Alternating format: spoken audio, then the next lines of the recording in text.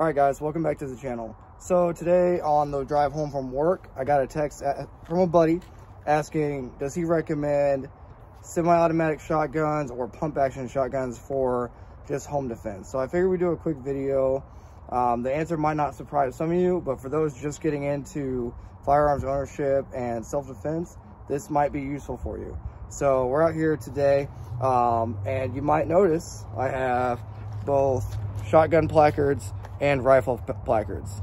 And as some of you may have guessed, we are going to discuss the pros and cons of a shotgun as opposed to a rifle. So stay tuned, and we're going to discuss the merits, the pros and cons of each option, and then you can decide what's best for you and your family going forward. So the first option we're going to discuss is going to be your standard shotgun. All right, this is a Remington 870 pump action shotgun. Okay, it has been cleared. We are on safe. All right, so this is a good option. This holds 6+1 or 7+1, depending on how long of a magazine tube you get. I believe this one is 6+1. Okay, this is a good option. If you're going to run a shotgun, I recommend you run a single point sling. So it would click into here and it would just sling over your shoulder. That way you can still manipulate the pump without the sling being attached to it and getting in the way. All right, if you do decide to run shotguns, I highly recommend a shotgun card. Okay, they sell them at STAC. That's ESSTAC. Okay, the shotgun card, you can put whatever load you want in it, and then it just velcros to the side. And then you can also put Velcro on your buttstock. That way you can run one on the buttstock and one saddle on here. The cool thing about these STAC placards is they fit in a standard M4 pouch. Okay, so this is a Haley strategic rig, and you can see that these shotgun cards will sit in the same exact pouch that your standard M4 gear. So if you are in the military, or maybe a cop, or you're just an armed citizen and you have all your gear set up for M4, it might be a good option for you, okay, to go ahead and get into a shotgun. Some disadvantages: this gun is very heavy, it's unloaded and it's very heavy. Shotgun shells are hard to load quickly as opposed to just loading a single magazine. It's easier to drop a shotgun shell. Okay, it's hard to carry a lot of them. It's hard to top off the gun, and it's hard to teach somebody. So if you have children or your spouse or whoever, if they're just smaller stature, it's going to be very hard for them to just pick this up in the middle of the night in a high stress situation and load it and know what's going on, because after each shot they have to manually cycle the action, as opposed to what we're going to talk about in a little bit with a rifle is typically once it's loaded and weapons, they know how to put the magazine in, reciprocate the bolt, then they're able to work for 25 to 30 rounds typically. But we'll talk about that in a little bit. Some pros of the shotgun. Okay, this is double-aught buckshot. Okay, has 9 pellets in 1 shell. What that means is every time I pull the trigger with this gun, if it's on target within 25 to 30 meters of the intended target, that person is probably not going to make it to the hospital, and if they do, they're probably not going to make it.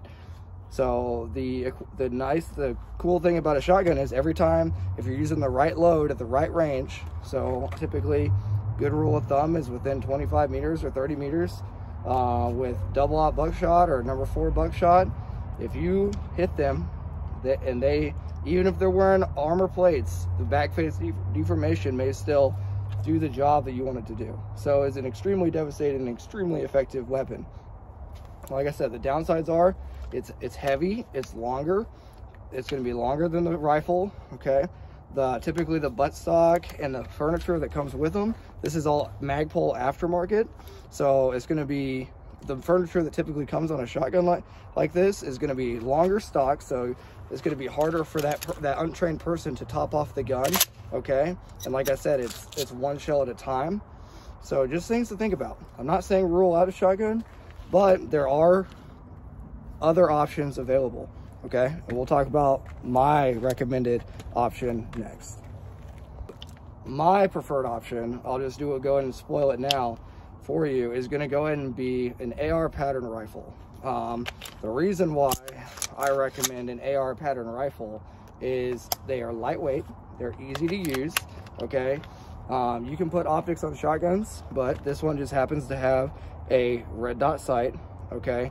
You can put lights and lasers on them. You can also do that with a shotgun, but it's going to be a lot more intuitive out of the box to go ahead and put an optic and a laser normally on an AR pattern rifle. Okay, the furniture can be adjusted easily, okay, for whatever stature person.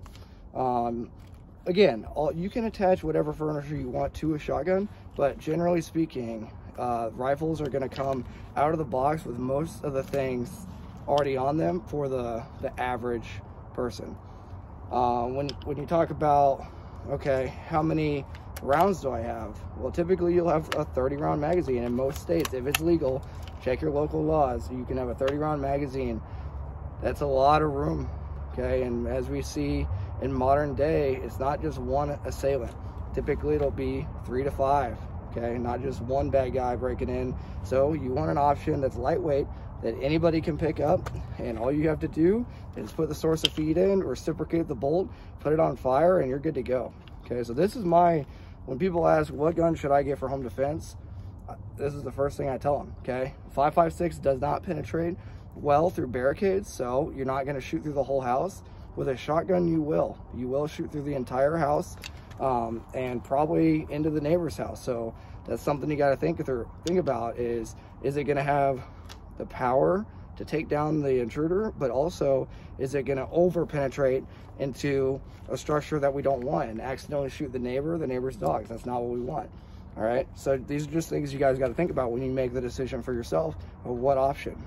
Now, that can be mitigated with certain loads. So you can load less powerful buckshot. There's tons of options out there. I'm not saying to rule it out. I'm just letting you know some of the groundwork to that. All right, so this is my preferred home defense tool. Just take it with a grain of salt, do your research, but this is what I prefer, okay? We'll move on to the last option just to give you guys an idea. The last option is gonna be your semi-automatic pistol, okay? It's gonna be a good option for you. Typically you can get, I recommend Glock, but there's all kinds of brands out there. I recommend a striker-fired semi-automatic pistol that you can mount a red dot to and a good white light. All right, now, contrary to popular belief, 9mm, ball of 9mm will actually penetrate farther through more walls than 5.56 ball ammo. So that's something to consider, because a lot of people think, oh, I'll get a handgun, that way I don't accidentally shoot the neighbor's dog or the neighbor shooting through their house, right? That's not the case. What is the case is 9mm is small, compact, a handgun. You can carry it around the house, or you can carry it in your holster, which is what I recommend if you do decide to choose a 9mm handgun for home defense, but you will have that a little bit more penetration. All right, they're extremely reliable. All the weapons that we've seen today are extremely reliable, but this is going to be your last real option. Okay guys, so in summary, today we discussed the merits of a shotgun, and the merits of a rifle, and the merits of a pistol. And I gave you my advice. My advice would be to get a good, reliable AR, okay? I chose Daniel Defense. There's a ton of companies out there. Just do your research on which company is best for you. Even the lower budget, the Smith & Wesson M&P 15 or Palmetto State Armory AR-15, those will do fine. As long as you get out there and train and know what your weapon's gonna do and zero it and actually get some rounds downrange and some training, you're gonna be fine. Shotguns are extremely effective. They're an extremely effective tool with the right load at the right range, okay? So if I put a slug in it, that increases my effective range out to 100 meters, maybe 150. All right, that's just based on the shooter, based on the load that you're shooting. With your typical buckshot, you are gonna see devastating effects within 25 meters or 30 meters. Now, the farther you get away, go watch my shotgun video, you are gonna see a bigger spread.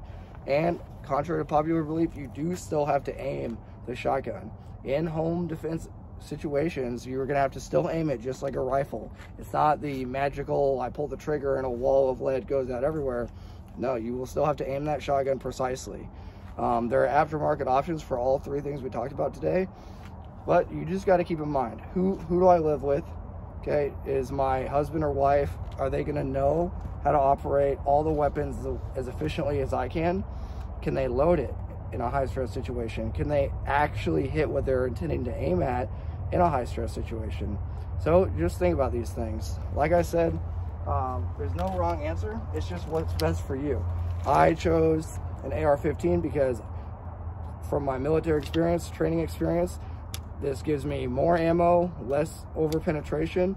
I can engage more bad guys, and it's just easy accessorized, very lightweight, and it's just what I chose. So it's up to you guys. If you have any questions, let me know. If you do decide to get a handgun or a shotgun, for a shotgun, I would recommend the Beretta 1301. Okay, you can look it up. A lot of channels have videos on it, but that'd be the Beretta 1301. If you do decide to go with a handgun, I would go with a striker fired pistol. One of three would either be the 6 Sauer M17 or M18 series, the Smith & Wesson M&P 2.0, okay, or the Glock 19/Glock 17. And all those three options, I would choose the 15 round/17 round capacity gun. So your mid-size to full-size guns. And I would equip them with a light and an optic. Okay. If you buy a shotgun, you don't necessarily need to put a red dot on it. I would just leave it alone and get training. For your rifle, I would definitely put a red dot sight. Okay, guys, I hope this clears up any confusion or questions that y'all had regarding what should my home defense gun be. The next video, we're going to discuss kit setup. That'll be a couple days from now. We'll discuss what kit do I need versus what is nice to have. Okay, and I'm going to go and spoil it a little bit for you. You do need armor. Civilians, the average citizen does need armor and plates. Okay, it's not 1950 anymore. The world is moving on, and there's a lot of advancements in technology. But go ahead and hit that like and subscribe button. Guys, comment down below if you enjoy this content. If you have any questions about gear, training, whatever you think I can help with, either comment it or text it to me if you know me personally, and I will be more than happy to come out here and do a video whenever I can after work. All right, guys, stay safe. This is Trench Grenade signing out.